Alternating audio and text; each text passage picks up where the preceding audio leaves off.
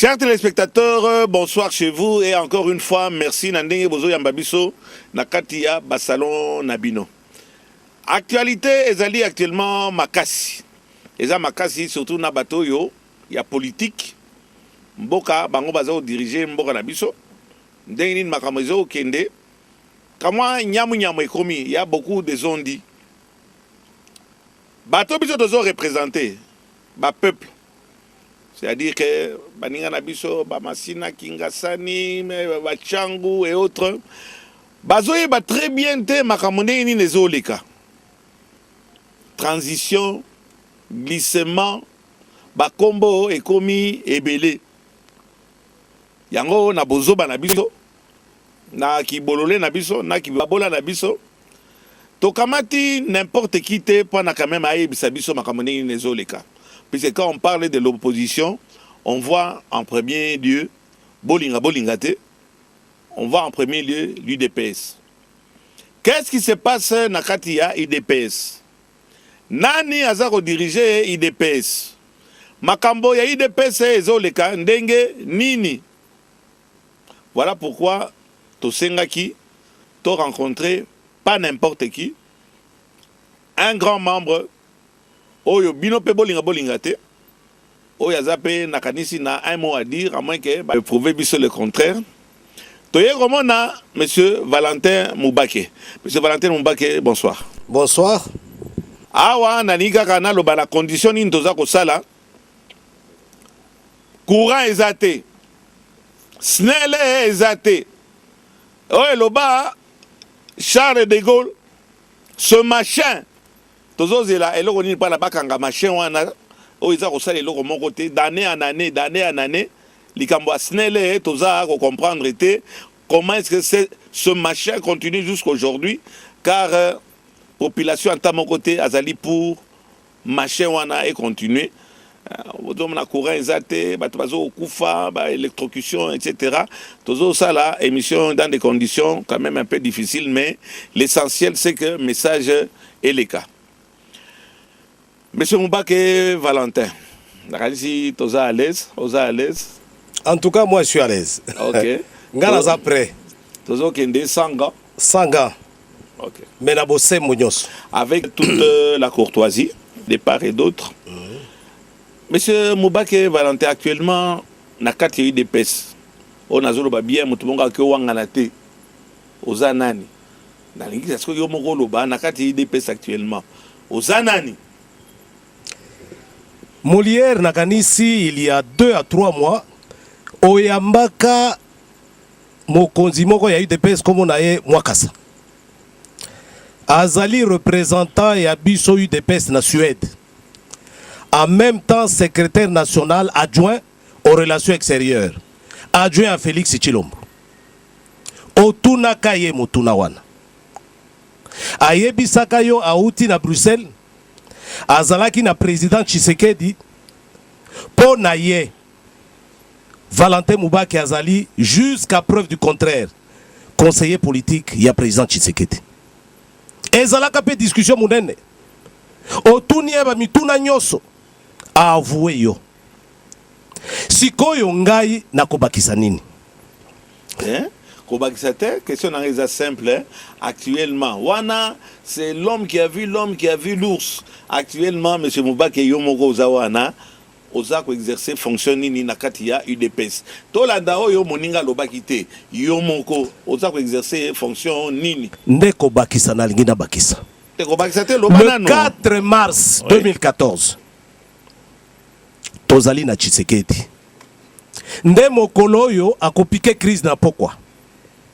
Ayambi ngai de 13h à 14h30. Après nga ayambi bato mosusu to sololi makambo ebele. D'ailleurs na banda ekomi tuna leur ba toyoki biso nyoso Tshisekedi azali malade. Nabi donc yango wana bandaki koyebisanga makambo wana po alobelinga makambo ebele mokolo wana. Makambo ebele. Na pokwa nango apike crise. Et comme ici, le 14 mars, 2 semaines après Mokolo Wan, Tozo Mona été, à outi na clinique universitaire, abengisi directeur de cabinet na ye Albert Moleka. Natangi kombo na ye mpo ko vérifier. Il est vivant, il est à Kinshasa. Albert Moleka. Alobi na Albert Moleka kamata papier. Koma kombo ya bato motoba.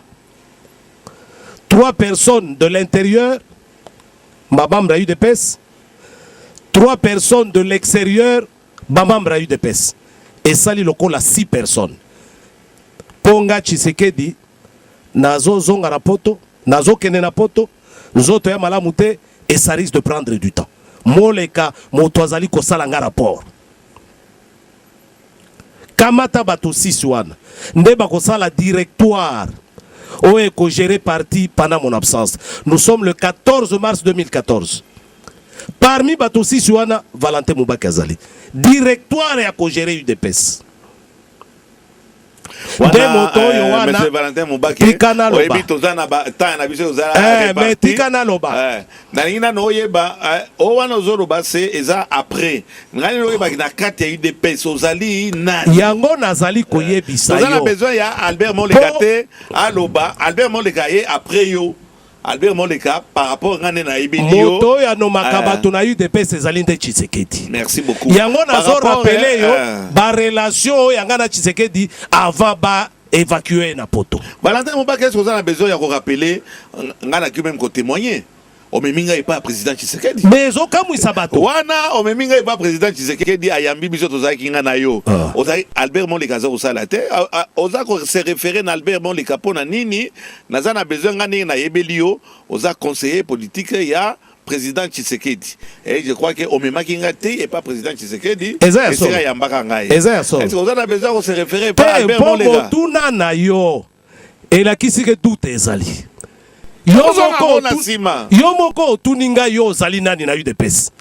Yango na fonction na ngai nazali conseiller politique ya Tshisekedi. Depuis 2011, janvier 2011, Tshisekedi a nommé conseiller politique. Awa banungu nungu ekomi. Nde motuna na yote. Pour lelo tokolo makamunyo so polele. Ah non, motoana zakai sous conseiller politique na yete. Nabi mais moi je n'ai pas de fonction statutaire à l'UDPS. Ngai chef na ngai Tshisekedi, conseiller politique auprès de Tshisekedi. Il n'y a que Tshisekedi qui peut me démettre de ses fonctions. Alors, bato bakomi tuna me. Nani alongoli ye? Alors qu'il a de bonnes relations na chef na Ewan. Na avant chef na Kende ndenge basololaki. Ndenga lingaka tia na directoire. A komi na poto babo ya kutana na chef na ye. Babo ya kutana na chef na ye. Mwana ko melango wana nyonso te. Wana ezala kati ya programme ya ba question na ngai we. Nazali conseiller politique ya Tshisekedi. Siko na yebisi baninga boy. À travers motuna na yo. Batindi kabiso te toloba makambo tolingi koloba te. Banani baninga ya UDPS po motuna na yo ezali motuna ya doute ezali yo moko te bato mingi bakomi koyoka yango eleke kutu na baradio mususu kala mingi te 2 jours eleki awo nalobi na bango boye na kosukisa pe wana po naloba mingi te babimisaka décision moko awa signé Etienne Tshisekedi wa Mulumba fait à Kinshasa oyoki ngai fait à Kinshasa pendant que Tshisekedi est en Europe depuis un an. Valentin Moubaki, aux conseiller politique, il y a le président Tshisekedi. Comment va le président? Le président, selon mes informations, se porte bien. Il était malade. Sa convalescence se déroule bien. Yomoko Nakanisi Olandaki, ne serait-ce que Namatoi, Nenge Asalaki message et aveu, na RFI. Alors, Motoaza Koloba bien, na talimpe vidéo yango. Il est en forme. Et ça nous réjouit et nous rendons grâce à Dieu. Ndenge Batelier na bomoy. Valentin Moubaki, ça fait combien de temps au Taïna président Tshisekedi? La dernière fois le 3 mars 2014. Na Kinshasa? Na Kinshasa, na bureau na ye. Ça se passe nyamu nyamo bazoro baki okende kuna okeo bondela yambayo mais akangeli au porte aboyiko yambayo. Yo na président, est-ce que toujours symbiose ezali biso toyebi ke symbiose ezalaki? Mais donc si témoignage wana omimaki ngai pas président Tshisekedi. Symbiose ezalaki na président. mais ça sikoyo ekomi ke ah ok kuna Maman Marthe akangeli yo porte ah non bazui en otage yo na président Tshisekedi actuellement égal combien na ndenge bakinois balobaka puisque oza kinois ngai nakotanga kombo ya moto te mais nakoyebisa yo boye nakomi na poto Tshisekedi aye koyeba ke nga nazalaki kuna kokutana na ye mpo nasalaki voyage mpo na ye 2 semaines après mon retour à Kinshasa. 2 semaines après mon retour à Kinshasa. Nde aye koyeba ke nga nazalaki kuna. Yo moko ozali mopanzi sango, ozali journaliste d'investigation obeta boule. Ezali teke Tshisekedi aboyi koyamba ngai. Tshisekedi ayebaki te ke nga nazalaki na poto. Oyoki ngai? C'est normal ça, non, président. Quand même, ozaki na antichambre, na nenga na yebi, bato bazaki kuna, ba monaki yo, il na antichambre te, bakosi yo. Ngai na komi kuna, je me fais annoncer. Oyoki? Bato auprès desquels je me suis fait annoncer, balobi, tokoye bisaye. Nga nazeli, eloko moko te. Wana ozela oza wapi? Naza na hotel.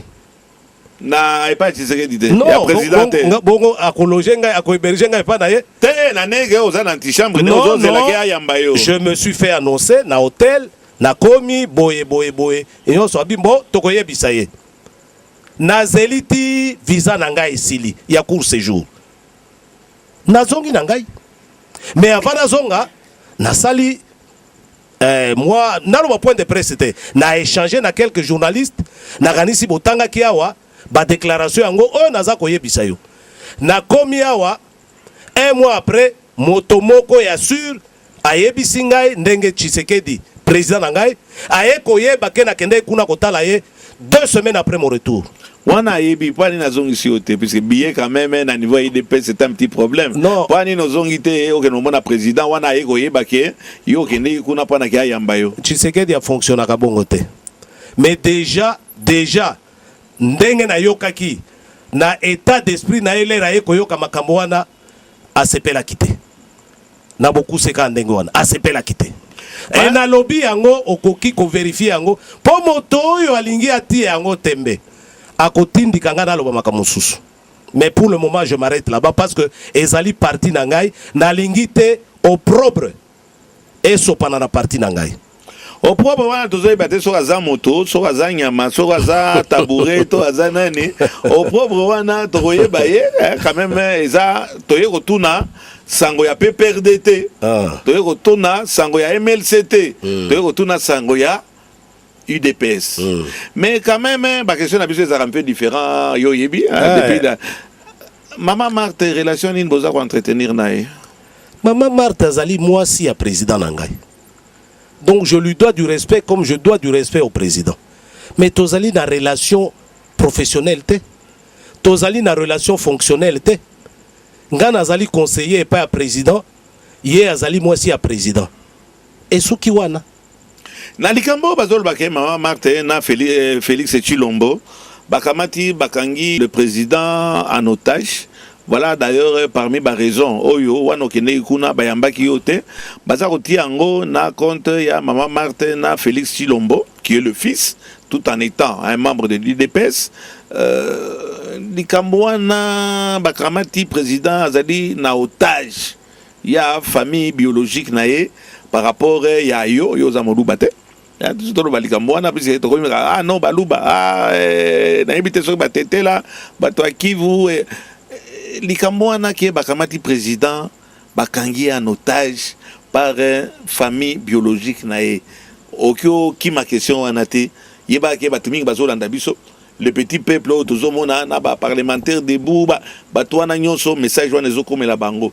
Likamonine, est-ce que le président Azadi Nakati ya otage, ya mwasi nae, na ya famille biologique nae? Odi ko balika momoko wana oyo ekotinda ngana loba na ko échapper question te. Mais wana nde pusinga lisusu na manyola question na yo. Obi baluba. Oebi likambo wana baluba ebanda na Mobutu.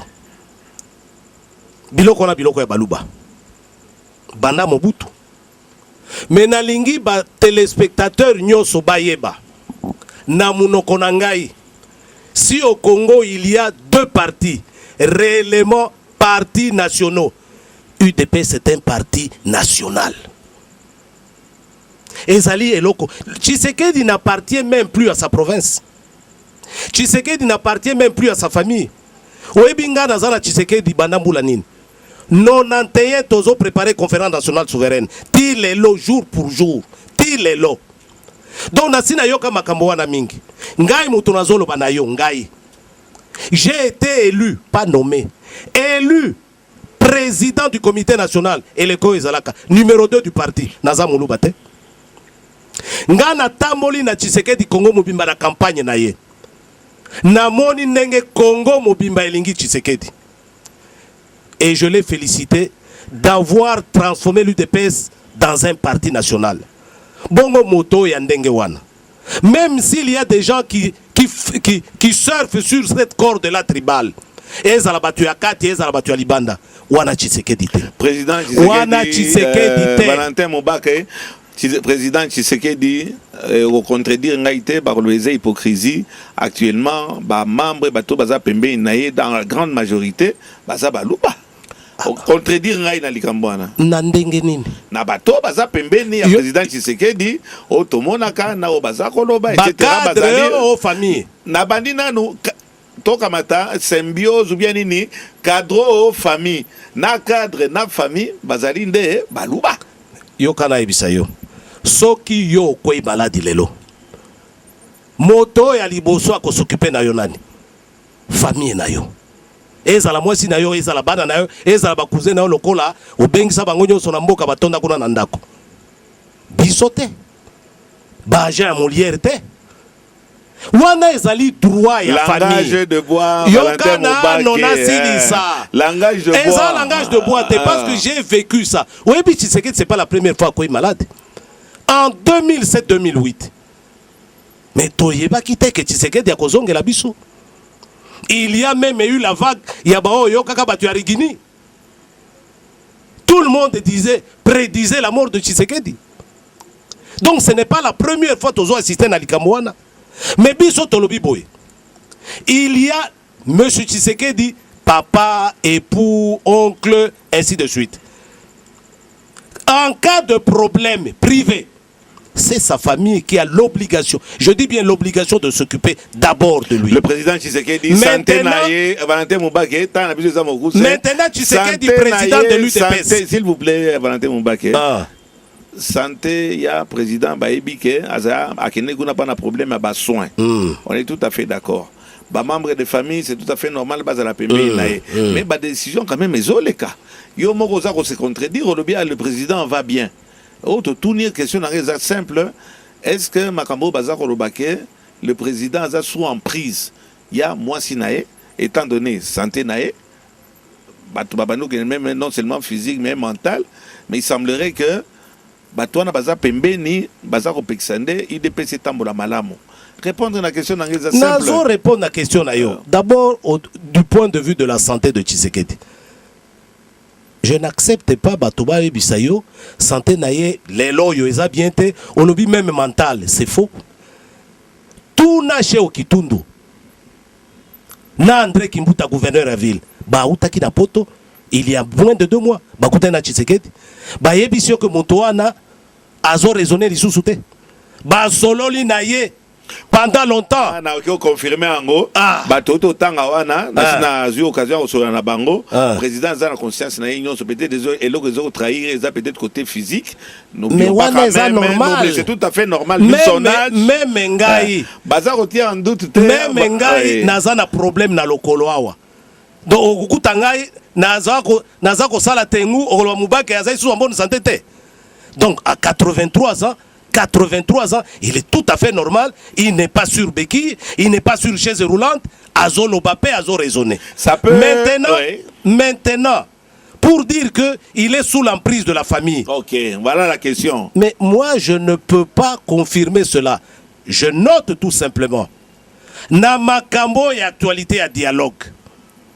leur baninga babandaki te pona kopesa yo pona te ezali moi kama point wana le président azana conscience na nyonso azozo ba décision toza komona ngo azoleka na télévision aza koloba donc totikana no côté wana bato otangi bashi okitundu na ba Kimbuta ou d'autres na ba accord na bino ya secret bokeno sa na Rome etc. président il azozo ba décision na e kaka mana likamo moko na ni Valentin Mubake est-il séquestré par sa famille biologique? Mais la séquestration, je ne pense même pas si Tshisekedi était séquestré. Na mboka loko la Belgique, mboka ya papaya en Occident, il y aurait déjà une action de la police.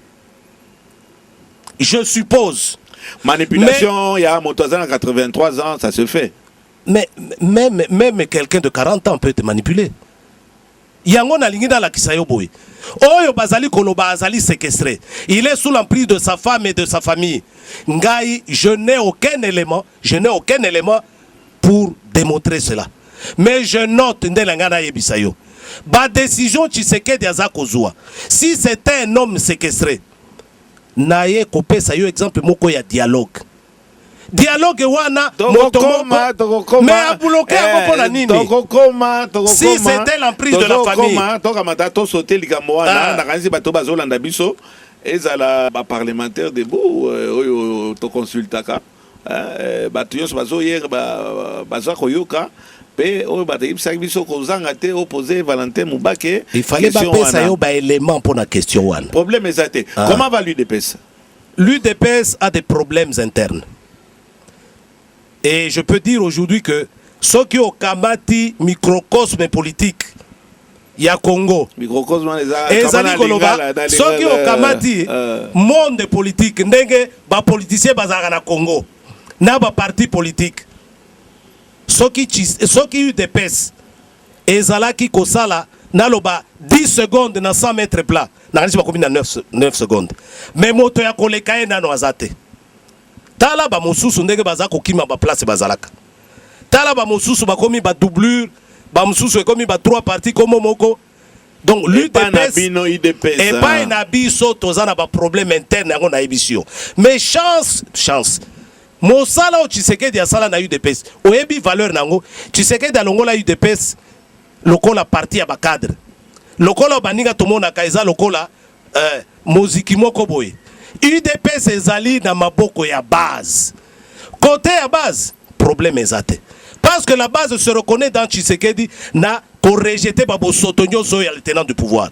Donc les loyo, lokola Tshisekedi alobi azakoya na pesio rendez-vous au komona ndenge Kinshasa mobeko sopana balabala. Wana eza incontestable na réseau de Rosari Kabaka. Mais le thermomètre ya parti ya wanat. Toboité en l'absence du président ou en convalescence na poto quand même un parti a continué à exister. Et nani en l'absence du président ou a assumé charge ya ko diriger l'UDPS. Statut à UDPS et lobby. Statut à UDPS. Soko tali yango tozali na ba organe boy. Présidence de la République et de au monde de la République pour pona yete. Au bien président. Kasi yango wana te to bani ko kende. Eza la plus lingua te. Ezali nev. Allons-y. Yango za komona. Tozali na organe mibale. Présidence du parti na convention démocratique. Président du parti ezali kuna na kati okuta président du parti. Tshisekedi yemoko. Okokuta kuna na président du parti secrétaire général. Azali lokola premier ministre à UDPS. Azanan. Mavungu nde Tshisekedi atika. Mavungu okota komone ya mobimba. Mavungu Bruno Mavungu Tshisekedi atika. Soki ba loba na yo na loba soki yende secrétaire général na kobakisa koyebisa yo boy. Oyebi na UDPS. Na UDPS on retenir yango. Être cadre c'est pas un privilège, c'est une charge. C'est partout. Partout. Et puis on se contenter na titre te. Soki Tshisekedi a nommé yo. Alobaka yango mikolo nyonso. Le parti appartient à la base. Oyo kakabalobaka UDPS ezali pyramide renversée. Elingi koloba boy. Eloko oyo base a décidé de Tshisekedi a kolanda. Donc Mavungu a tout intérêt.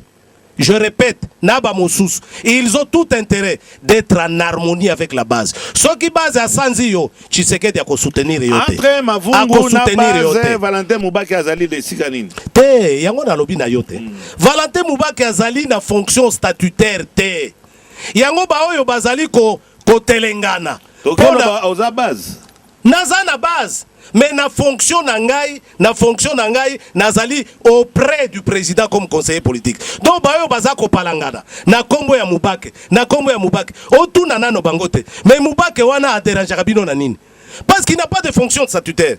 Et Ali Loko la équipe et les loyo. Et autour de quelle qualité Valentin Mubake? Je suis le conseiller politique de Tshisekedi. O bayambaka yote. Tshisekedi aboya koyambangai te. Nauti koyebisa yango. Et d'après mes informations, il ne savait même pas que j'étais là-bas pour lui. Bon moteur wana, na okende ko kangela e kanda pona nini. So to sali cotisation bi bazolo ba pe côté wana to komi to lobi voilà Valentin Mubake kamata billet yango yo kende zonga na poto kuta na président na yo. O kende sa ko yamba yo. Question terre à terre. Te pesanga billet. Na copine de la message parce que je sais comment lui faire parvenir le message. Nalinga koloba yango te ben na lobi yango po ba mususu vont s'arracher les cheveux pour savoir comment les messages de Mubake lui parviennent. Yango to bloka ki na dialogue oyo ya Kabila oyo ya Tshisekedi te. Donc pesanga billet na ko tindela message na lobi nalingi na ya tote. Valentin Mubake relation nini na revenir la na likamwana relation nini ozana ngo na Bruno Mavungu. Bruno Mavungu bokutana bosali mikoloboni bokutani te ngana kutana kanayete pour une raison simple.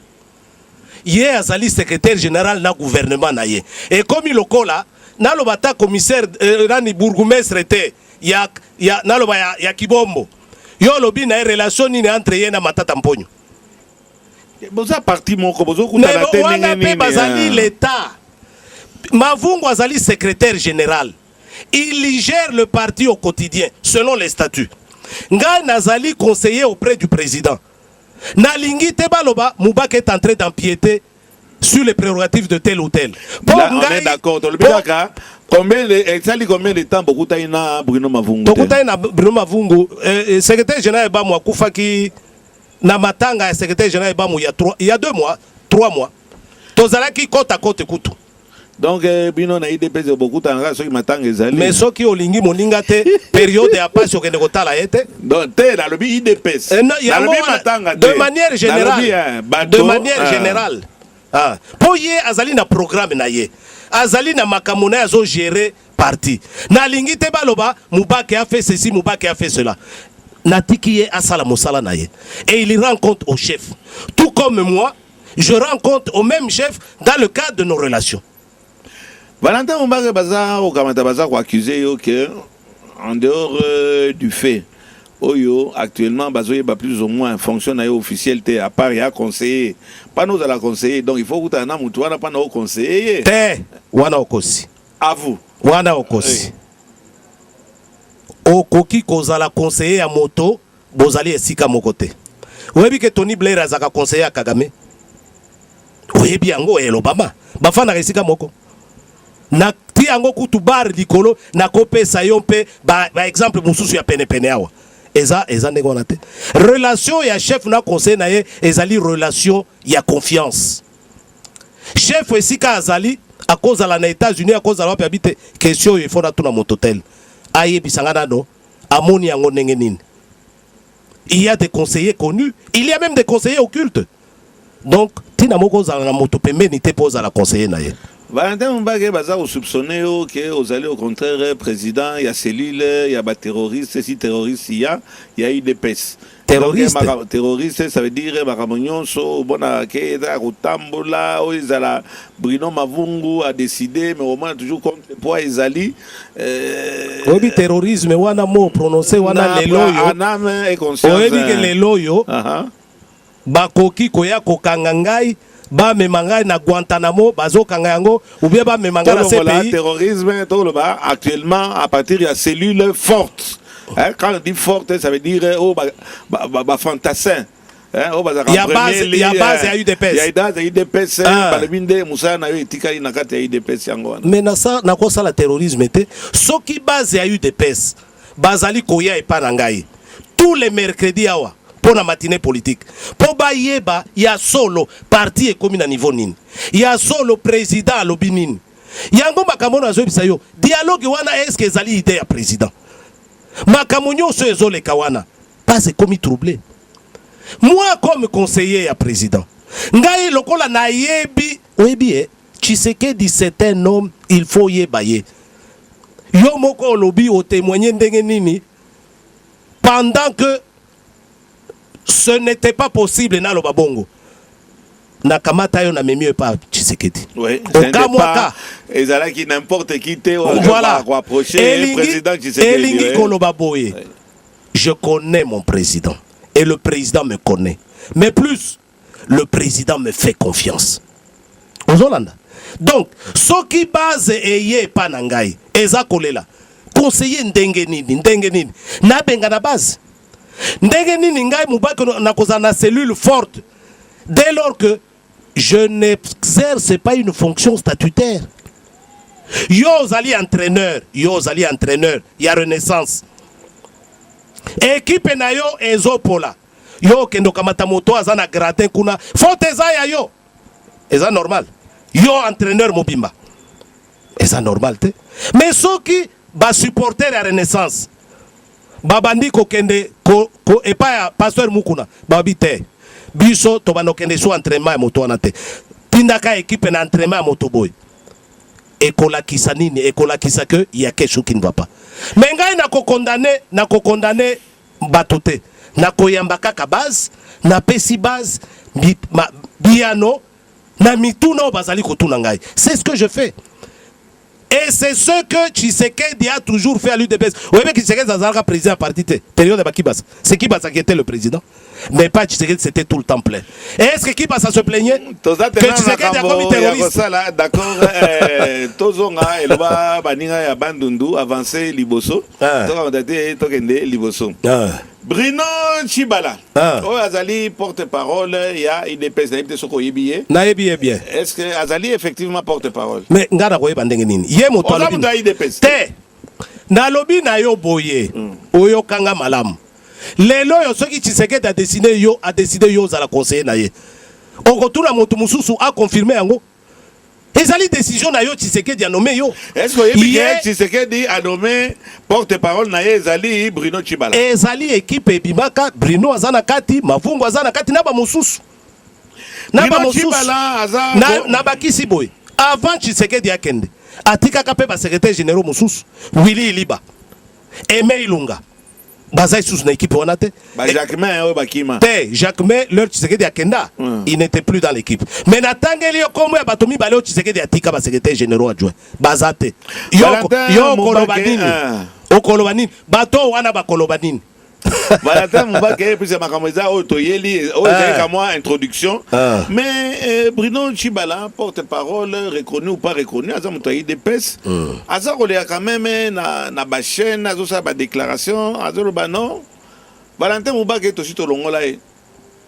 Azali Soussou. Membre à UDPS. Te, membre aux Ali toujours. Non, Balongola nga membre te. Te, bazong se onde na selile, oyo ya limité. Kuna au cadre ango, mais aux Ali Soussou. Conseiller ya Tshisekedi ya président Tshisekedi te alongola yo balongola yo donc ba proposition sozoloba ça n'engage que toi-même à vous. Mais na uti ko yebisa yo yango wate Tshisekedi akodegome ngai conseiller na ye décision yango ya ke na poto atiki ngai na directoire ya ko gérer parti pendant son absence.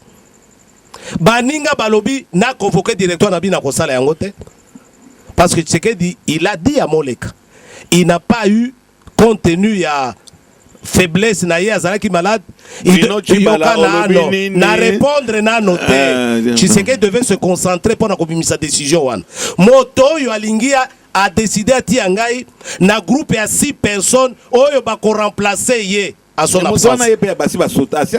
Yango nazolo asota mais nani asota ndenge nini comment est-ce que notre frère est Moleka mais ngana lobi na yo sans fonction on dirait à traverser balabala yemoko alongwe na makambo yo affrontaki na parti mais na likambo ya directoire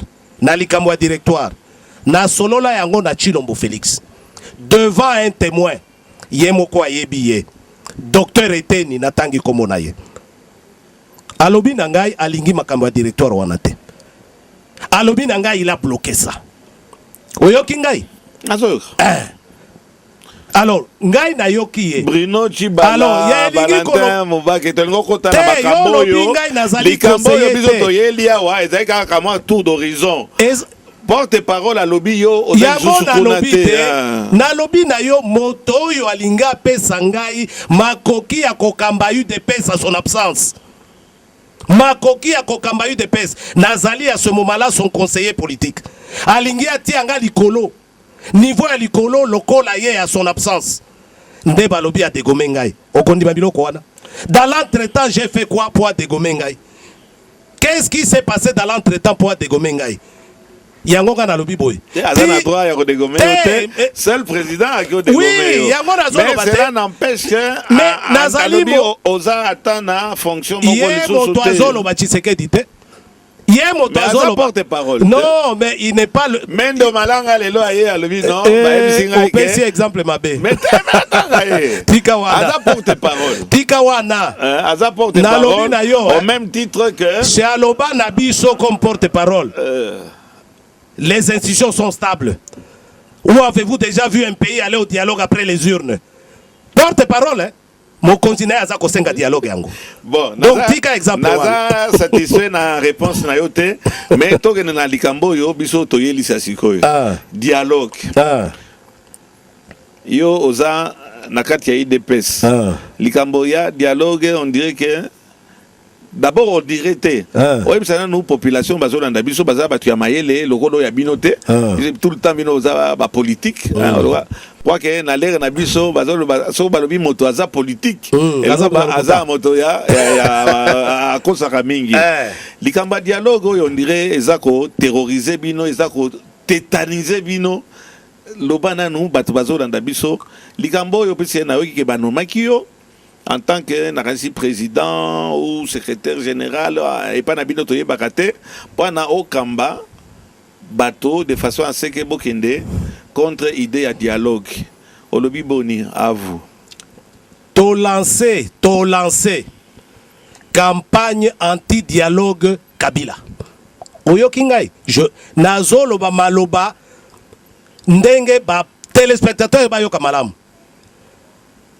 idée ya dialogue nani moto alansaka yango ya liboso Tshisekedi na évité ce qu'on se rappelé yango comme journaliste février 2012 Tshisekedi a sengi dialogue motomoko andimaki yango te na tenant du pouvoir oyo Tshisekedi a sengi dialogue pona nini Tshisekedi a uti ko prêter serment olandaki Tshisekedi alobi ye moto aganyaki ba élection olandaki Tshisekedi alobi pona ko éviter ba potopoto ekota na mboka tokende dialogue mais dialogue yango objectif nango nini il a précisé vérité des urnes po ngai Tshisekedi ba rapport nyonso ya communauté internationale alobi nga moto naganyaki alobi pe communauté internationale yaka pona nini ezali pona facilitation te ezali pona médiation te po bato yo wana batia na ba rapport na bango les résultats tels que rendus publics par la CENI ne sont pas crédibles ne balobaka na français ne sont pas crédibles ngi ko nini oko croire na ngote donc eza ya solo te alors alobi na bato wana ya communauté internationale centre Jimmy Carter Union européenne il y avait 28 observateurs ici oyebiango SADC Église catholique société civile abi boya na ba rapport na bino wana boya kolakisaka ya solo nga moto na ganyaki oyebi réponse bapesa kaye où avez-vous déjà vu un pays aller au dialogue après les urnes? Les institutions sont stables. Le dialogue va se poursuivre au sein des institutions. Mende, oyo tanga kiawa. Le chien aboie, la caravane passe. Le train a déjà quitté la gare. Oyebi makamunyo soanati. Donc Tshisekedi aboya ye moto a senga dialogue. Sikoyo yokanga malamu. Baninga mosusu ya UDPS. Oyo pouvoir oyo emeki makambo nyonso pona kotikala après décembre 2016. Po yebi que mandat ya Kabila ya mibale na ya suka. D'ailleurs ya mibale au problématique ya suka mpe c'est le 20 décembre 2016. Wana oyebi. Oyebi ba téléspectateurs ba yebi que monsieur Kabila a sali ba manœuvre nyonso po atikala après 2016. Exemple ya liboso a créé ONIP. Naebite so ONIP ya Lumano et koma wapi. Il a créé ça pour que recensement et salama avant élection. Ba expert balobi il faut 4 ans. Bon soit les kaka epa na yote. 4 ans. Elingi koloba to cause la élection après mandat ya Kabila 4 ans pour recensement ici la va token d'élection. Babo yango. Ale auti wana asali loi électorale. Oyo bato bakufi 19, 20, 21 janvier année passée. Bazoloba 42 personnes. On ne connaîtra jamais le nombre. 42 personnes pour Nalikambo Yohan. Quand moi ainsi Zemoko, la CENI va démembrer ou bien qu'on détermine le siège conformément aux données démographiques. Donc, Oyo Kouta, na recensement de données démographiques. Bato Bakoufi, et comme il y a Sénat, il faut voter en Assemblée nationale, Kengo a bloqué. Alors, Elingi Kolobaboy, but et à dialogue. But et à dialogue. Tout le monde déjà est si caïoti. Mais leur bilan qu'on y soit a échoué. Valentin Mobak, boza ko banga dialogue. Yokana no yango te. Wana tozo zongo zo. Ba ebiso il nous reste à peu près. Ba émission na yo ezaka milai yanga ikono nokuse. Te to kende. Mais yo oza mingi, oza mingi ezaka ba 3 heures. Oza mingi kozongi sa biso dans le passé. Parlons du présent. Pour peuple aye batina. Toboy pona nini. Ozako banga dialogue pona nini. Na kobanga eloko nini. Pona nini balingi ba imposer biso dialogue. Dialogue ezali wapi. Ezali wapi. Olingi dialogue te okomi moto babe. Olingi dialogue te oboy Congo. Bato yo nyonso baza ko sala ba élection na mboka na bango. Baza ko lekana ba dialogue. Baza ko lekana ba dialogue. Na lobi na yo moto asenga dialogue ezali Tshisekedi. Ba pesa ye réponse. Ah non. On est dans le passif. On peut parler du présent et de l'avenir. Valentin Moutabobake. Oyebi pona nini. Entre partenaires politiques. Et comme ikozonge la bangote. Ba méprisa kamoninga te. Et là, on dit les banques Sabino. Et là, on dit jusqu'à présent répondre à la question de répondre. Et là, on dit les banques Sabino n'a problème. Il faut bailler ba. Toza bato mabete tolingi Congo. Mais oyo bazali ko benda biso na dialogue lelo balingi Congo te.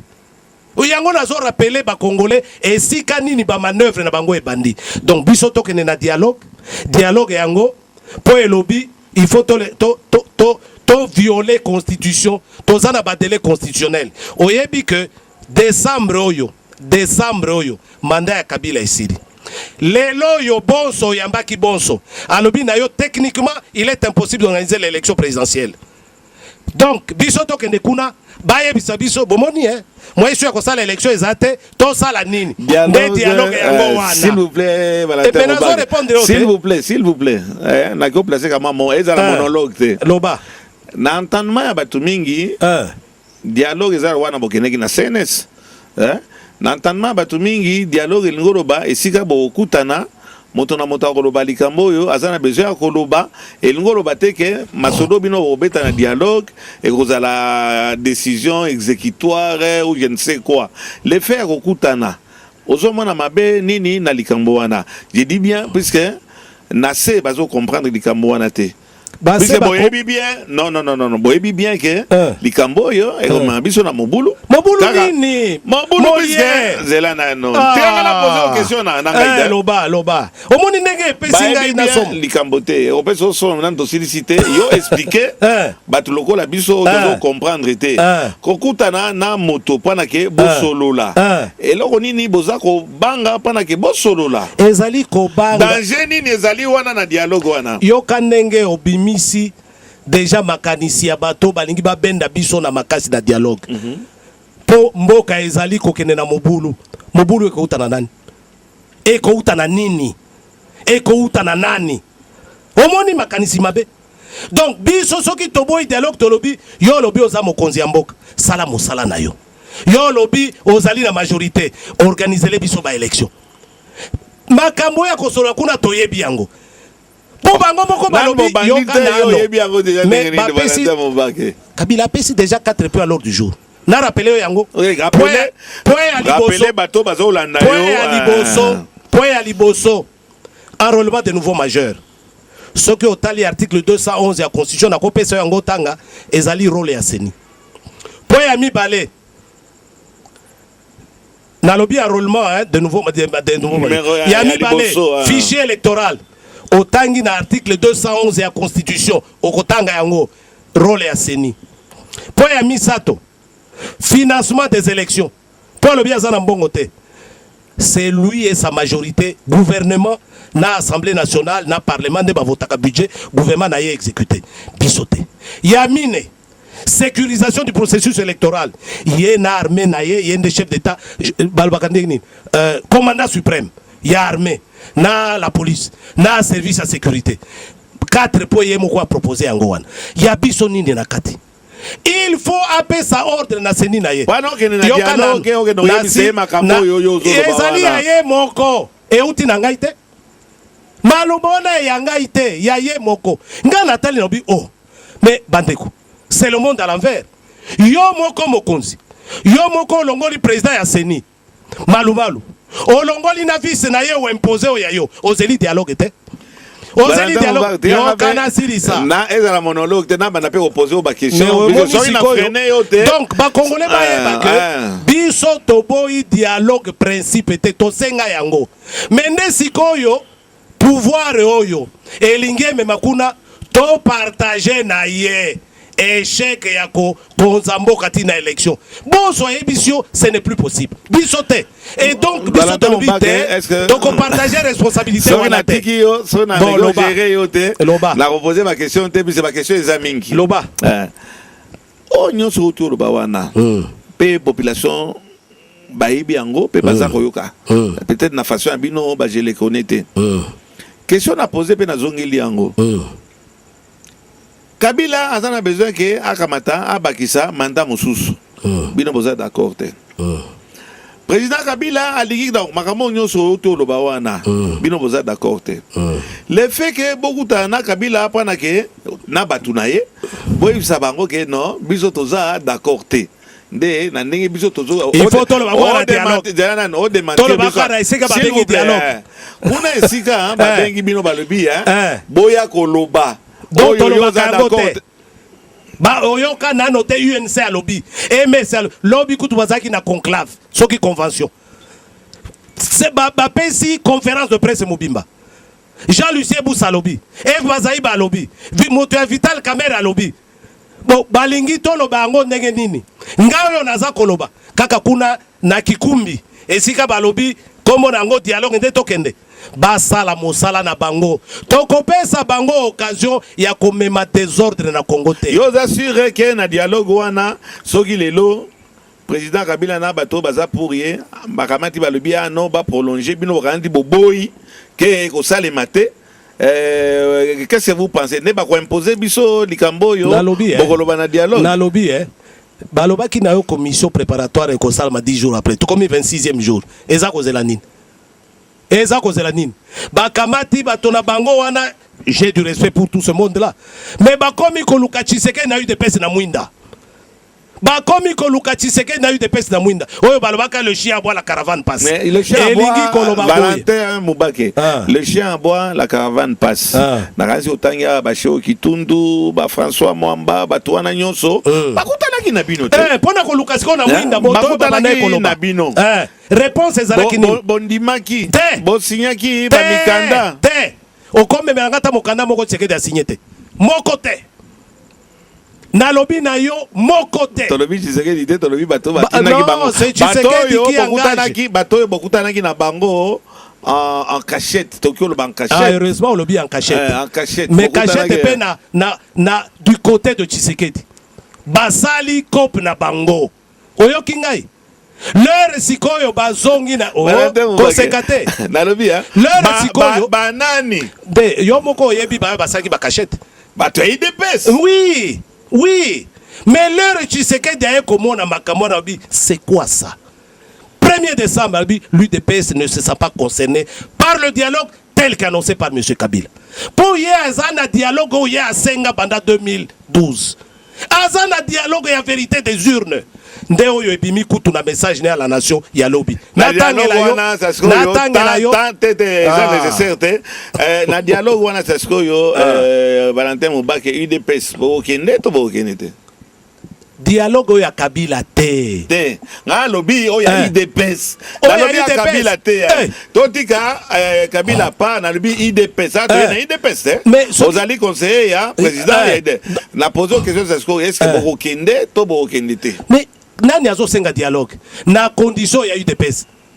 Nani alingi ati ya dialogue. UDPS échappatoire nazo répondre. Bokende to bokende te. Tshisekedi alobi sous l'égide de la médiation internationale. Na yebisaki yo yango. Parce Kabila nimaki a nommé à proposer bateau. A proposer banani ti lelo yo. Secrétaire général si a nommé moto. Omitu na te po nini? Po nini? Te omitu na te yo journaliste. Na Burundi ao bazako wele na batinda bato. Na Congo balingi konome moto. Valentin Mubake. Boko kende to boko kende te. Oya Kabila te. Soki oya Tshisekedi. La vérité des urnes. Ba condition yango ti koloba wote. Vérité des urnes. Donc oya lobi contentieux électoral 2011. Au passage to bazarde eloko babengi seni. Oya lobi le vecteur du dévouement électoral de 2011, le vecteur principal du dévouement de notre processus électoral et démocratique. Mais quatrième édition. Mais nde ya Kabila te. Oh, ya Tshisekedi a senga depuis 2012. Comme ça la confusion dans les téléspectateurs na yote. Tshisekedi a senga dialogue n'a point précis à l'ordre du jour. Contentieux électoral de 2011. Kabila lingi yango. Vérité des urnes, alingi yango. Akende koloba nouveau majeur. En 2012, boye ba keke Tshisekedi koloba kamba nouveau majeur. Na 2012, Tshisekedi alinga koloba que tozana mongo ya kosala l'élection dans 2016 était. Valentin Mubake na ndenge on répondre à la question na ngai te. Je réponds encore 5e édition. Boko kende peu importe, est-ce que vous avez un dialogue ou vous avez un dialogue nini? Dialogue, c'est que vous avez banani. Ah non. Wana olingo mebangai na confusion. Dialogue o ya Kabila. Oh, il y a 4 points à l'ordre du jour, on a rappelé Yoawa. Qu'est-ce que tu penses? Qu'est-ce que l'UDPS a pensé dans la position de l'église actuellement? Au début, bazaki contre les autres bando mona église babando kende consulter batu homme politique de façon à ce que bo kende dialogue. Yo lobite ke ba komi pour, o lobaki ba komi contre mais lobite ba komi pour. Bazaki contre. Est-ce ba komi pour? Pour bango basali rapport après consultation. Bisonyo to landiango. Ba lobi de part et d'autre, bato ba lobi 1. Respect des délais constitutionnels. 2. Élection présidentielle dans les délais constitutionnels avant fin mandat. Kabila Nimiango. Oh, na kanisi na ndenge tozo yoka. Yango wana te. Yo yaka na yano. Est-ce qu'andimi yango? D'accord. Donc, alors, likambo ya bamupe. Na lingine no babo. Important, mais nazo kamwa. Ndenge nini pouvoir elingie kamata lokola bomoni même bamupe bandimi. Bino boza kuboya pona nini? Bamupe baboyaki. Mais mupe bandimi. Mupe aboyaki te. Eloko ya condition respect de la constitution. Elingi koloba boy. Mandat ya Kabila, terme ya mandat 5 ans, deuxième fois renouvellement yango. Kabila ebisibinoke. Nasilisa. Ebisibinoke a prolonger mandat na été. Mais ce n'est pas une concession parce qu'il lui est interdit de le faire. D'accord. Et sa concession te. Concession ezali boy yoka. Obligation na ye ezali boy. Ezali deuxième mandat te parce qu'il ne peut pas avoir un troisième mandat. Attaque à lobby en lelo. Et comme ça la biso ni chaud ni froid. C'est qu'on a battu à parlement. Et là battu à gouvernement lobby qu'il n'y aura pas prolongation. Il y a un lobby ezali concession terre.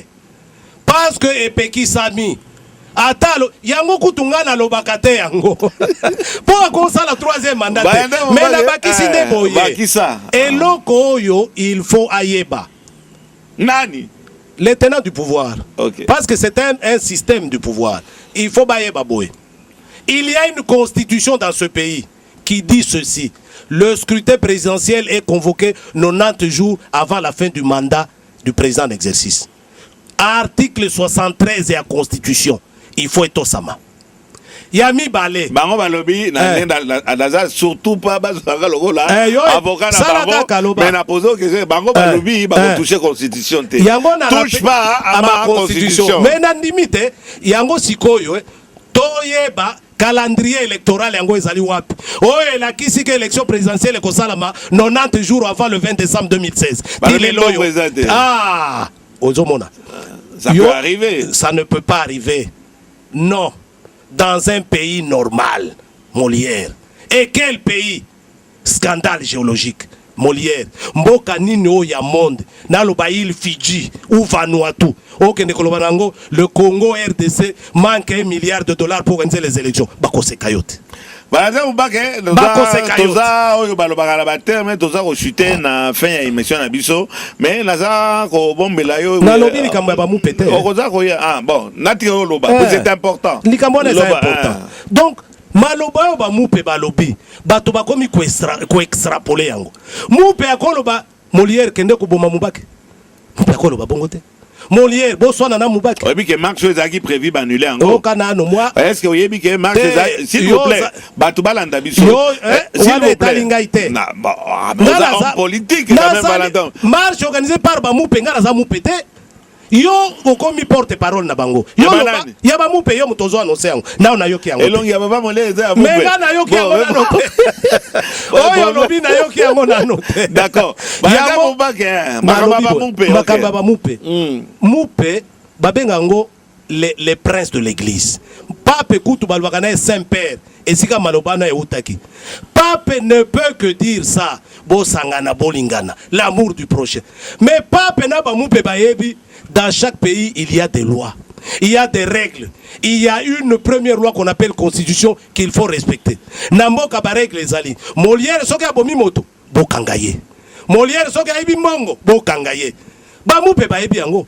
Biso siko tozali na constitution. Moupe moko te. Ba landi binote bino bo bino bolobi bo kendete. Bongo bango balobi bo kendete. Jamais. Jamais Molière. Sous ma condition. Sous ma condition. Mais biso pe tozo poser ma condition. Condition yango nini? Respect de la constitution. Condition yango nini? Respect des délais constitutionnels. Nano kuna tozo mona molili na molili. Mais biso toza à l'aise. Toza cause la calendrier bima élection 90 jours avant la fin du mandat du pouvoir actuel. Soy na kati yote na reposer la question na pardon, Yasuka, pardon. Oebi Moupe moko patron Malumalu. Monseigneur Sikouli Melchisedek, archevêque de diocèse Boutembo-Beni. Patron Malumalu, à l'époque, Basenga Kaye a sanctionné Malumalu. Eh bien, Nasenko, à Boyaka, dans le cas du droit canon. Aotiko beta au milimoko canon na cathédrale la Boutembo. Bazo betele maboko lokola batu bazo ta la match à Real na Barcelone. A lobby tous contre le dialogue. Toko ki kondimelo ko wanate. Dialogue au Canaan. Alobi boy, dialogue wana ezali lokola biso ba catholique. Église de Bible na biso. Constitution de Bible yamboka. Moto yo aye ko senga biso toke na dialogue biso ba catholique to revisiter Bible toko benga na ye. Nde loko wana pona constitution. Monseigneur Sikouli est-ce que ba oyoka ki yango? Na yoka ki yango. Est-ce que na constitution? Mais est-ce que na Valentin Moubake on me débordé déjà mais yo ba to déborder raté. Mais question c'est ce que au canon on naza ko bombela yo. Loba. Yo wana lobi ato kende ozamu te idepeste. Bien sûr. To kende na dialogue te. Dialogue oyo ya Kabila te. Donc dialogue te. Oh ya Kabila. Oya danga ngo bakisa. Ozo katanga. Te po boni. Dialogue oya Kabila biso to kenite. Dialogue oya basango bazoro bawana na façon na bango et engager binote. Mais biso totali kaka dernièrement tout monde na message il y a président Tshisekedi. Oyo c'est clair comme l'eau de roche. Et l'obinin. Ah, et vous avez vu, avec des dialogues. Des places pour m'y à vous. Na répété encore. Ata 10 fois. Na si na yoki. Ata 2 fois. Ah, na bilika mote ko zongela. Président Oyo ya yo. Président Oyo ya Bruno Mavungu. Président Oyo ya l'autre Bruno basé belé côté kuna. Président Oyo ya Valentin Mubake. Président lobi bien lobi akoke et puis les téléspectateurs bolandango todo ko tsako na kati ya dani. Président lobi très bien que akoke les dialogues.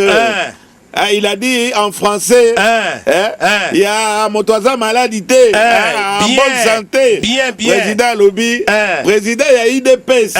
À Lobby qui est Azar Okende. S'il vous plaît. Voilà les Kamwana. Voilà la contradiction. Oh, bah le baradon, yoza dissident. Mais Yangon de la nation, sa question n'a pas. Oh, bah le bi yoza dissident, puisque président Oyayo a le bi que il faut Okende dialogue. IDPS et Okende dialogue. À vous. Tanga titre message, on va te na fabriquer. Message de vœux. Tanga titre mobimba. Yoloba. Contact zanga na classe. Yoloba. O kakanisa bo kansanga na kopna. Na lobi toza la image yango tozo la kisa. Omoni signature oyo. Monsieur Valentin Mubake. Tozali na message ya président Tshisekedi. À moins on le Photoshop. Oh, il y a lobby qui a le dialogue. Voilà. Invité, dialogue. À la fin de ce message-là, le reste vous sera annoncé par la voie de presse. Document yango yango. C'est ainsi qu'est venu, aussi bien chez nous, au Congo, et que dans la communauté internationale, l'idée du dialogue. Parce que, quelle que soit l'hostilité, on finit toujours par le dialogue. Et c'est ainsi que je fais appel à tous ceux qui veulent les changements, que nous soyons ensemble afin de trouver la solution adéquate à ce problème. Le reste des messages vous sera communiqué par la voie de la presse.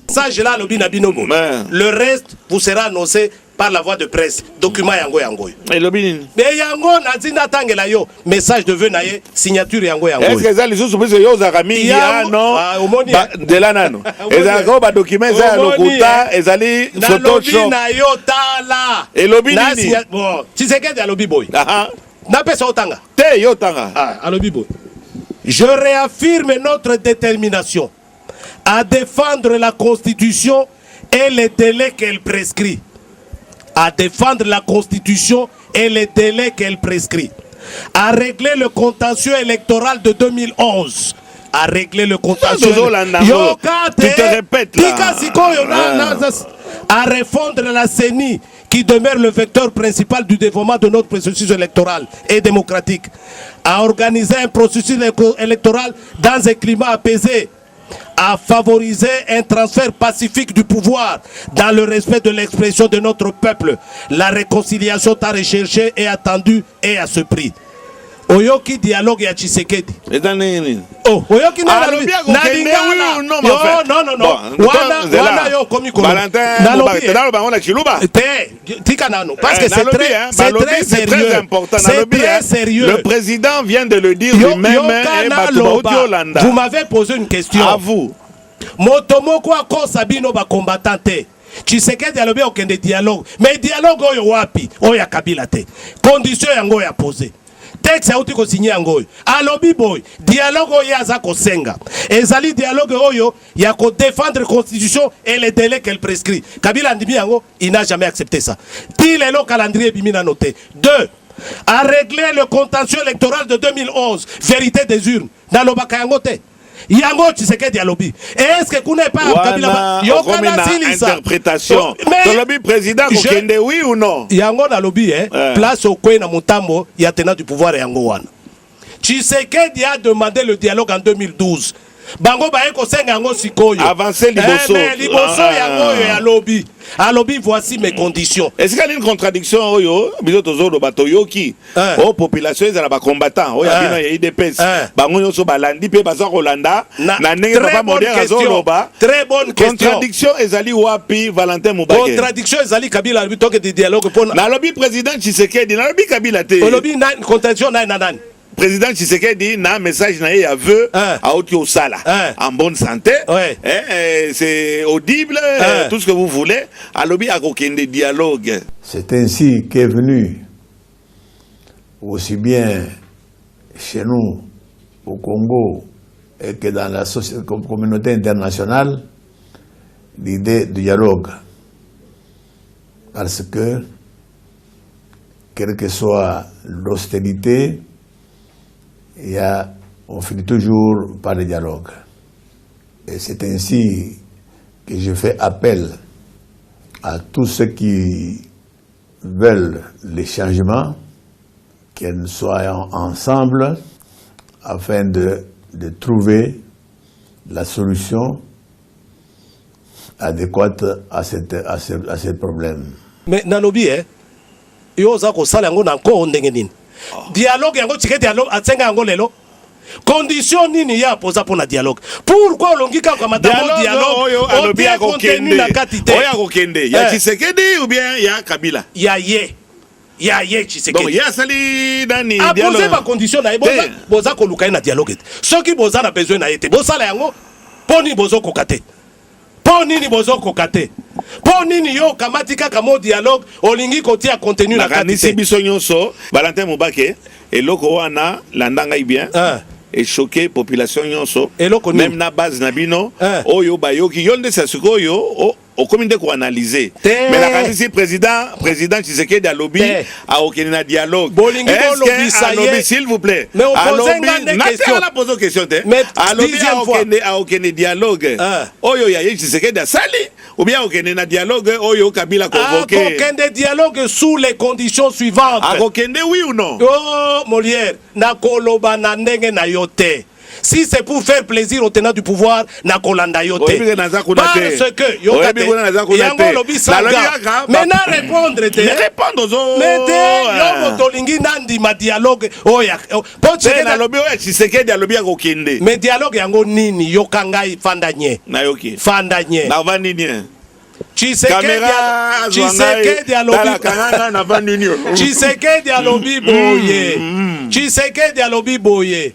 Dialogue oyo ye alingi soki bato oyo balingi ya kende kuna ezali oyo ko défendre constitution na délai ezo prescrit constitution elingi koloba boye Kabila il faut ato sa constitution na ba tango oyo constitution etie pour na élection à président pour na faire mandat na ye. Je continue à lire Tshisekedi nazo interpréter te et ami balé alobi boy dialogue wana akokende et il faut régler le contentieux électoral de 2011 vérité des urnes ye muto gagner élection oyo kingai pendant que bato musu baza koloba enrôlement de nouveaux majeurs financement des élections et fichier électoral Tshisekedi azakunate toyokani alors donc kolobate a aucun dialogue osuki wan dialogue nini nde esika bokwe na motambo yango wana message ya Tshisekedi yango Tshisekedi nous a rejoint à 100%. Toyebi sakabino biso toyebi Tshisekedi à rejoindre bino bien bino de bo rejoindre non il y a awa ezalaki polémique Mubake imagination Mubake boye ngana lobi na bino na yebi président Tshisekedi biloko wana ya Kabila te mais monsieur Valentin Mubake excuse-moi quand même nazal un peu brutal et franc mais tu n'es que conseiller mais c'est l'homme qui connaît son chef que conseiller c'est l'homme qui connaît depuis combien d'années et tu vois le que là tu n'es que tu ne prends pas de décision nakati ya c'est Tshisekedi qui décide la preuve par rapport na yo tu ne prends aucune décision nakati ya IDPS pour la matière conseiller pour la matière qui nous concerne pour la matière qui nous concerne et tant d'autres qui prend la décision Tshisekedi seul dont je suis le conseiller politique et ça ne date pas d'aujourd'hui donc nayebi motonangai naye masolo to solo la kanaye non ils peuvent le dire moi je parle pour moi il y a la preuve oyo nyoso na loba Tshisekedi a répété yango oyo nyoso na loba yango Alors yo sikoyo okangami na mo dialogue. Oui, Lokola bango. sincèrement, Mais je sais que omoni contenu bato bazalia wa ndeli kambo yo ekoti bango na litoi. Mais malheureusement, mais contenu nini? Po nini Kabila azali ko convoquer commission préparatoire na yete. Po nini dialogue yango ezokota kakate. Ça veut dire les conditions exigées par Tshisekedi depuis 2012. Bruno Mavungu alobi a okende na je dis bien le secrétaire général de l'IDPS alobi ke a okende ba okende na dialogue. C'est que dialogue wana bozo obet sabiso mutu. Chers téléspectateurs bozo loba ezate pour ou contre bozo obet sabiso mutu. Kaka bino bato ya IDPS. Je termine ma question à Valentin Oba. Kaka bino bato ya IDPS. Président Tshisekedi alobi a aucun dialogue. Ozongeli place wana. Na kamati na na complété. Ozongeli place wana. Na complété. Bruno Mavungu qui est le secrétaire général. Oyaza na kati administration. Yoza na kati administration te. Alobi a aucun dialogue. Oyo ezali makambo administration te. Ezali décision qui engage l'UDPS, c'est le président. Nalobi na yo ozolo ba retour en arrière. Bakende ki Italie, bakende ki Ibiza. Qui a stoppé l'affaire? Qui a stoppé l'affaire? Oui. Qui a stoppé l'affaire? N'est-ce pas Tshisekedi? Pona nini bango, baloba kite no, Tshisekedi s'est trompé, nous continuons. Valentin Ombak, on s'en dit que ozali extrémiste. Ezali lokola ozako zwa décision on a katia. IDPS yondo zwa décision. Nalobi Tikana Silisa, je sais que ça fait mal à beaucoup. Qui? À beaucoup dans mes collègues. Okay. Naba observateur Moussoussou. Tshisekedi n'a pas changé. C'est un homme constant. Alors bakate na tongo A et comme B na midi B wana et comme C le soir. Alors bana bino na 2012 la vérité des urnes yangoyo. Alors bana bino respect des textes, c'est ça la création de l'UDPS yangoyo. Bongo nani akosi. 5 minutes, je voudrais dire ceci. Je ne vous interromps pas. Pendant 5 minutes, allez-y, Valentin Moubake. Oyebi, leloyo, nayoki baku de fil ebele. Bato mingi. Omoni, Tshisekedi animi dialogue. Kaka ndenge oza koloba wana. Kaka ndenge nazo yoka pe. Mais yango na lobi, mais Tshisekedi alobi nini? Na tangeli obiloko Tshisekedi alobi awo. Alobi awo kenite. Merci. A marqué point. Yo uti koloba koloba isute. Dialogue combo dialogue kokamata yango te oti oya Tshisekedi otie contenu ya Kabila. Nde oyo mingi bazo bunga nzela na ndenge na moni oza kotuna ba question. Dialogue ya Tshisekedi ezali dialogue o ezali na ba condition na yango. Numéro 1. Tshisekedi alobi numéro 1. Nous devons respecter la constitution et les délais qu'il prescrit. On dit yango de respecter la constitution lingi koloba boy. Mandat ya Kabila ya suka yangoyo. Le 20 décembre 2016 à Bouo Pia. Yami balé respect ya ba délai. Et lingi koloba boy. 3 mois 90 jours avant élection, il y a un nouveau président. Il faut scrutin ezala convoqué.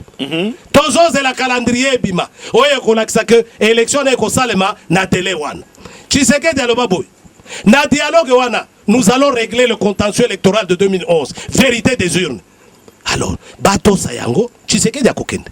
Soy bato si yango te, bako tourner à Rowana, ils seront surpris le 20 décembre yawa, bako banda komituna, to sala nini. Et bako lo bandenge nini? Moubake terroriste, Tshisekedi terroriste. Donc les victimes deviennent les coupables. Sala mosala na yo, konzambo kandenge esengeli, to sa mibeko ya l'État, et il n'y aura ni sueur ni sang. En conclusion, nous sommes très contents du message de vœux du président Tshisekedi qui a posé ses conditions pour le dialogue. Alors bien aucun dialogue, mais à Yebisi Bango, talaba condition, oyo, il faut boto sambara kenekun. Mais Valentin Moubak, excuse-moi encore,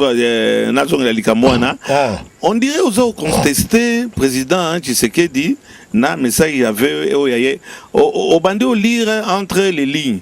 Biso ba commun de mortels, tozo monaka président lobby a okende. Ba condition wana nyonso zo ba wana na kanisi ke ayebi po anini ke a okende na dialogue. C'est ainsi qu'est venu aussi bien chez nous au Congo et que dans la communauté internationale l'idée du dialogue, parce que quelle que soit l'austérité, il y a on finit toujours par le dialogue. Et c'est ainsi que je fais appel à tous ceux qui veulent les changements, que nous soyons ensemble afin de trouver la solution adéquate à ce problème. Je suppose que boyebi Tshisekedi te. Boyebi Tshisekedi te. Na lobaka yango mikolo nyonso. Avant Tshisekedi 2 mois akende na poto, malade, en pleine forme. Monsieur Kabila atindi ambassadeur Mugalu pa Tshisekedi. Oyebi yango? Oyebi yango? Toyoka kango totangaka. Na confirmer yango. Bo tu na ebisa bino réponse nini Tshisekedi apesa kaye. Po amema pa Kabila. Valentin Mubake.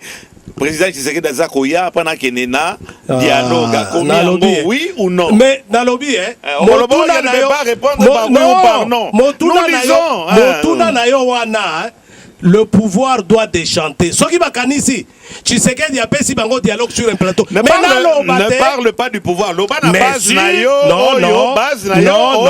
Non, ma base connaît son président. Oui. La base, c'est le président a prêté serment. Ils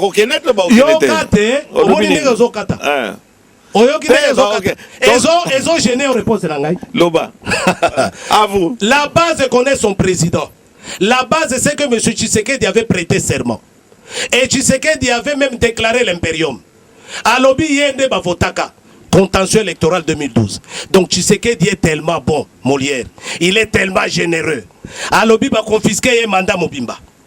Et l'ingé là. Non, alobi non, botondi na noté. Je répète, Tshisekedi est tellement bon. Il est tellement généreux. Ba confisquer un mandat Mobimba. Alobi non, botondi na noté. Donc il y a un dialogue, besoin d'un glissement, na transition. Tshisekedi au wapi. Tshisekedi au wapi. Mais aujourd'hui, Bruno Mavungu a cette déclaration que Akokende na dialogue. Félix Tshilombo alobi Akokende na dialogue. Autant qui déclaration, il y a Mavungu il y a 6 janvier, il y a 3 jours.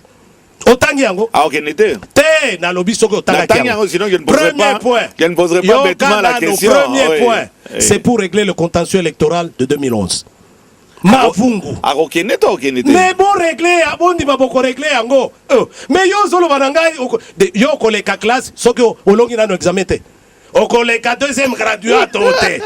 Okoleka première licence te. Mais non na no examen te. Olongi examen te. Yo lingi o prétendre na classe supérieure. Ok. Je peux conclure l'émission. Chers téléspectateurs, Ezaki, ce n'est pas facile à gérer Valentin Mubake. Depuis des années, ce n'est pas très facile à gérer. Quand il a quelque chose à dire à lobby ango, et l'équipe na courtoisie na kanisi nyonso, souci na biso, souci à Molière télévision, souci à papa Molière, na ndenge biso to tambolaka, na ndenge to zako yoka ba nyamu nyamu, na batu à gauche, na batu à droite, na bango moko ba combattant. Bazako se retrouver te puis komona ke président Tshisekedi alobi ke a okene na dialogue. Bruno Mavungu alobi a okende dialogue. S'il vous plaît. Phrase no eza bana moté. Orozonge lango mais olobaki ke tia na conclure. Mais conclusion kamata onga na lobi. Na ngo koma ipa na yo. Kamata ya Mubake alobi to okende sous na ba condition.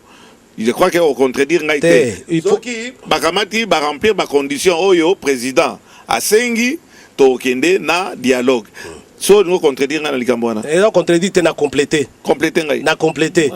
Dialogue Tshisekedi muto asenga yango. Toyebi yango. Mais tu vas trouver le disque à force de te répéter Valentin Mubake. Azalaka na objectif à poursuivre. Valentin Mubake, wana tozana sima, avancer liboso. C'est l'affaire, eza simate. Dialogue yango wana. D'accord. Donc eza simate c'est l'affaire. Je peux conclure cette fois-ci. Jeunesse na yango ebanda wapi. Tshisekedi asenga dialogue ayebaka tina. Mais wana passé. Non, mais moi je te parle d'il y a 3 jours. Eza dialogue était. T'es na lobby. Eza dialogue était. Message ya président. Yango a répété o ya lobaka yo sikoyo komi a lobby dialogue. Ponga landi makaka komo dialogue. Tshisekedi boko sa base était. Naeko sala débat na yote. Naeko au contraire poser ba question. Ngape na solution. Ko préoccuper biso nyonso. ozala moto IDPS ozala moto IDPS te na kansi message ya président oya sali et semer quand même un trouble na ba mitu ya bato de façon à ce que na yawa wana olongola doute na kati ya mitu ya bato. D'accord. OK. Bruno Mavungu alobi oyaye eza ko rejoindre oyayote. Félix Tshilombo Tshisekedi alobi pe oyaye donc poto wana ezali yangai te Molière ezali Tshisekedi mais nayebi te po nini ozola tsanga makambo wana. Moi je vous montre le message de Tshisekedi yo lobi ya Mavungu ezali lokola yangai te ya Félix ezali lokola yangai te mais nalobi ekozande mo po nini biso nyo toza kola toza kola na Tshisekedi chef na biso yo na uti kotanga lobi akoya mais Tshisekedi aboyi dialogue. Mais dialogue on a lobby bo sala boye. Merci beaucoup. Réponse à pouvoir. Merci beaucoup. Ponini yo lingi koyoka yango te. Toyoki yango très bien. Merci beaucoup Valentin Moubake. Merci encore na franchise na yo. Merci na ndenge pe makambo eleki na ndenge moko malamu. Tokozanga te to approfondir likambo yango. Toyambaka mingi ba combattant, toyambaka mingi ba tu IDPS de façon à ce ba pesa pe bango ba pesa pe bango moko.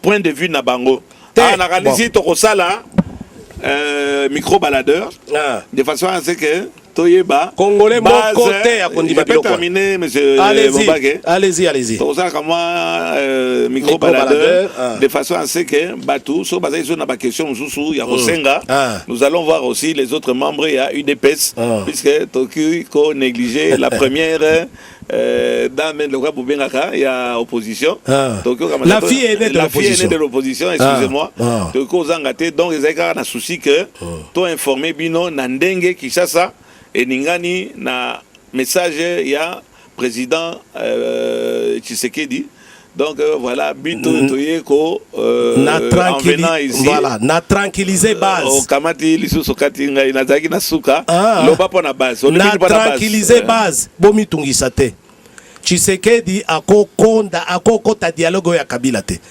a répéter ba condition ya ya changeaka na yete muto yangani respect de la constitution et des délais que la constitution prescrit contentieux électoral 2011 respect il y a pas valeur démocratique nde yango wana nous risquons de passer la bonne année là-dessus mais quand même dans lobby qui convoque au dialogue bazoroba Eza Kabila to ezali Tshisekedi à lobby sous l'égide de la communauté internationale. Mais qui a convoqué ça? Mais Ebani ezali wapi ozoyo kanga te lobby oyate mais ya koya wapi soko ezali mais ba sala yango te dialogue ezo salema mais ya lobby akosala koya pana sala esalema a lobby sous l'égide de la communauté. Mais oui sous l'égide de la communauté il vient mais yango na lobby papa Molière nazo comprendre te soki ozo landangai lelo yebisa ngai on va passer la bonne année là-dessus yebisa ngai quel est le nom du médiateur international lelo yo lobby esi ça na ya wapa na problème ya Etienne Tshisekedi a lobby akoya to akoya te yo ko déformer en côté mais nani Valentin Moubake yo nda oza président ya IDPS ya wana lobby heureusement que président a tindi message même au par écrit mais ça contradictoire te mais yo ezali partiel eza ndambo ezali ndambo yango na lobby boy ondima koyoka makambo na tengeli yo Tshisekedi. Je sais que ça fait mal à beaucoup de gens. Même au sein de l'UDPS, tu as pouvoir. Base va s'appeler le président Zozonga en bonne santé, a participé à dialogue. Oyo Kabila a convoqué. Lokuta, wana lobi, lokuta. Wana lokuta. Tshisekedi a lobi bongote. Et je dois non, oui bien, c'est très sérieux makambo. Yango nazo ke bisayo. Yango nazo ke bisayo. Tshisekedi azako convoquer dialogue ou bien azako yana dialogue oyo Kabila akamati soki ko salema te mais na message avait ya président Tshisekedi. Azo yana dialogue wapi. On dirait que dialogue comme mibale. Ezaka dialogue moko président azako ya. Nalo na monoko nini nakitetela na Chiluba nazo Tshisekedi alobi boye Tshisekedi alobi boye dialogue oye asenga po ye moto asenga dialogue. Merci beaucoup. Ye moto asenga dialogue. Merci beaucoup. C'est sous l'égide de la communauté internationale, respect de la constitution des délais et le contentieux électoral de 2011. Merci Valentin Moubake, Voilà. chers téléspectateurs, les arabes combattants, les arabes population, les arabes tunyo, sotozo qui n'est pas à gauche à droite koyoka, binomo koyoka sasko yotozo tie la bino message ya président Tshisekedi et binomo robo tiré et ba conclusion na bino. Ezali affaire à suivre et à vous. Message peut écrit yangoyo oya lobaki la suite à travers la presse.